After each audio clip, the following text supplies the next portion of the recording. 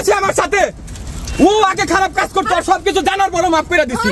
আবার বন্ধুরা আমাদেরকে এই টাইপের কথাবার্তা বলা হয় যে আমরা নাকি চোখ লাগিয়ে দিব, মুখ লাগিয়ে দিব। আর নজর জিনিসটা খুব খারাপ।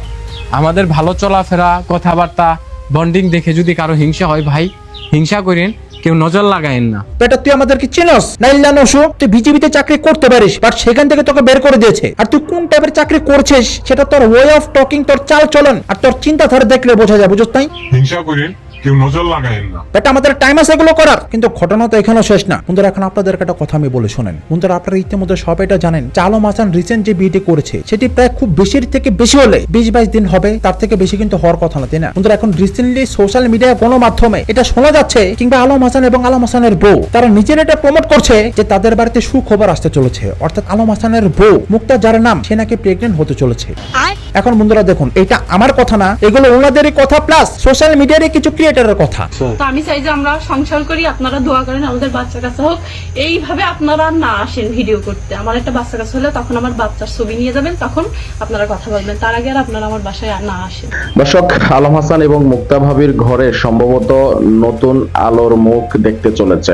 নতুন একটি জীবন তারা লালন পালন করছে এবং তাদের ঘরে তাদের অনাগত সন্তানের আগমনের বার্তা তারা অলরেডি দিয়ে দিয়েছেন।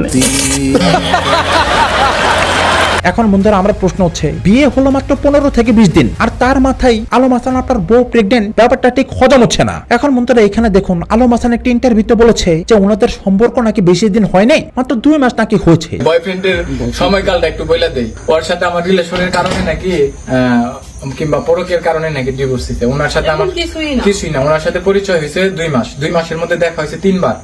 3 বারের মধ্যে লাস্ট দেখায় ঝগড়া করছি। ঝগড়া করার পরে মনে করেন আমার বিরক্ত করার কারণে কেন্দা যেদিন ফোন দিছে আমার কাছে আসতে চাই, ঠিক তারপর ওই দিনের 3 দিনের দিন মনে হয় বিয়ে হয়েছে, তাই না? এমনকি ওর সাথেও কথা বলছে, রিকোয়েস্ট করছে ওকেও, কিন্তু ও দ্রুত সিদ্ধান্ত নিয়ে ফেলাইছে এবং আমি সিদ্ধান্ত নিছি, যার কারণে খুব ফাস্ট বিয়ে করে ফেলছি যে এই ঝামেলা থেকে বের হয়ে আসি। তো বন্ধুরা এখন যদি আলম হাসানের বউ সত্যি যদি প্রেগনেন্ট হয়ে থাকে, তাহলে বন্ধুরা আমাদেরকে কি ধরে নিতে হবে যে 2 মাস আগে যখন পরিচয় হয়েছে, আপনি যে এখানে বললেন যে 3 বার দেখা করেছেন, ওনার সাথে পরিচয় হয়েছে 2 মাস। 2 মাসের মধ্যে দেখা হয়েছে 3 বার। তখনই মানে আর বন্ধুরা এটা যদি হয়ে থাকে, তাহলে আলম হাসান নিজে কতটা জঘন্য এবং নিকৃষ্ট মানুষ, যে কিনা নিজে তার প্রাক্তন স্ত্রীকে এই টাইপের মিথ্যা অপবাদ দিয়েছে যে তার স্ত্রী পরকে করেছে, তার চরিত্র ভালো না। পতিতা বাংলাদেশে বহুত আছে, পতিতা ভিত্তি করে খারাপ কাজ করে। সাপোজ কে কি করলো আমার তো সেটা দেখার বিষয় না, অথচ যে কিনা নিজে বিয়ের আগেই